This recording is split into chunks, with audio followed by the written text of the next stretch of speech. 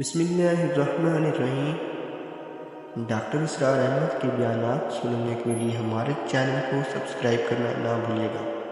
تو چلیے دوستو، ہم ڈاکٹر اسرار احمد کا بیان سنتے ہیں۔ رہبانیت کے اندر آپ کو معلوم ہے کہ سیلف اینیہیلیشن، انگریزی الفاظ جو ہیں وہ زیادہ بعض لوگوں کے لیے واضح ہوں گے، نفس کشی، نفس کو کچل دینا، ختم کر دینا، مار دینا، یہ رہبانیت میں ہوتا ہے، اسلام میں نہیں۔ اسلام کا نظام بڑا متوازن ہے۔ ان لنفسک علیک حقا وان لزوجک علیک حقا وان لزورک علیک حقا۔ حضور نے فرمایا دیکھو تمہارے نفس کا بھی تم پر حق ہے، اسے مناسب حد تک آرام دینا بھی تمہارے ذمے ہے، اسے غذا بہم پہنچانا بھی تمہارے ذمے ہے۔ فرق صرف کیا ہے؟ حلال سے ہو، حرام سے نہ ہو۔ اس کی شہوت کو پورا کرنا بھی تمہارے ذمے ہے۔ فرق صرف کیا ہے؟ جائز راستے سے ہو، حرام سے نہ ہو۔ اس کا نام ضبط نفس ہے، سیلف اینیہیلیشن، نفس کو کچل دینا۔ یہ جو تپسیاں جو ہیں ہندو سادھو کرتے رہے ہیں، اور جو سب سے زیادہ معاملہ جو ہے وہ جو راہب ہوتے تھے حضرت مسیح علیہ السلام کے پیروکاروں میں، انہوں نے تاریخ کے اندر جو مثالیں دی ہیں اس کا جو ہے اندازہ کرنا مشکل ہو جاتا ہے کہ کس درجے وہ لوگ اپنے نفس کو کچل دیتے ہیں، جس کا قرآن مجید میں سورہ حدید میں ذکر بھی ہے۔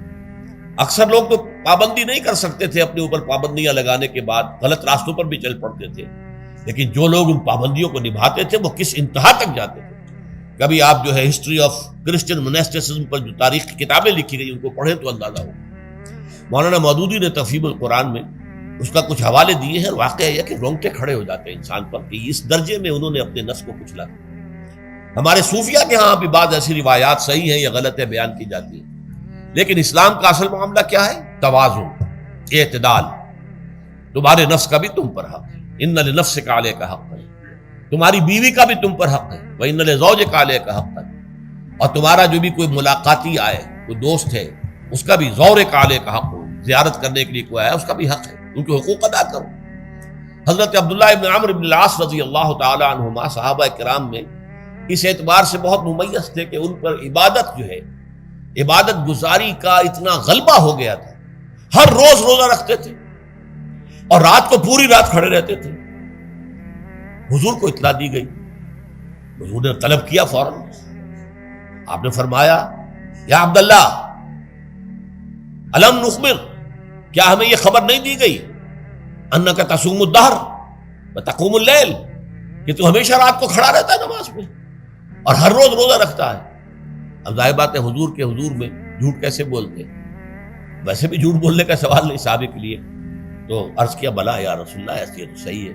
فرمایا لا تفعل، ہرگز ایسا مت کرو، فإن لنفسک علیک حقا وإن لزوجک علیک حقا وإن لزورک علیک حقا، تمہارے نفس کا بھی تم پر حق ہے، روزہ رکھو بھی اور افطار بھی کرو۔ بہترین روزہ جو ہے وہ حضرت داؤد علیہ السلام کا تھا، ایک دن روزہ رکھتے تھے، ایک دن افطار کرتے تھے۔ لیکن یہ ہے کہ آپ ہفتے میں 2 دن روزے حضور کے ہیں، سوموار کو اور جمعرات کو، مہینے میں 3 روزے یہ ہیں، اس میں گویا کہ سنت پر عمل بھی ہو جائے گا۔ لیکن یہ کہ ہمیشہ روزہ رکھنا، بلکہ یہاں تک کہا گیا ما ساما من سامت دہر، جو ہمیشہ روزہ رکھتا ہے اس نے کوئی روزہ رکھا ہی نہیں۔ کیا مطلب؟ یہ تو اس نے اپنی ہیبٹس بدل لی ہیں، ہیبٹس ہو گئی ہیں یہ کہ سارا دن بھر نہیں کھانا، صبح کھانا، شام کو کھانا، بس یہ تو اس نے اپنی ہیبٹ بدل لی ہے، روزہ ہیبٹ بن گیا اس کا۔ ما ساما من سامت دہر، جس نے ہمیشہ روزہ رکھا اس نے کوئی روزہ رکھا ہی نہیں۔ اس لیے کہ روزہ تو در حقیقت اس شخص پر شاخ گزرتا ہے جس کو عادت ہے دن میں کھانا کھانے کی، اس کو دن کے اندر 3 کھانے کھانے کی عادت ہے، تبھی تو وہ شاخ گزرے گا۔ اگر وہ عادت ہی آپ نے بدل لی ہے تو ظاہر بات ہے کہ پھر روزے کی جو برکت ہے وہ تو ظاہر نہیں ہوگی۔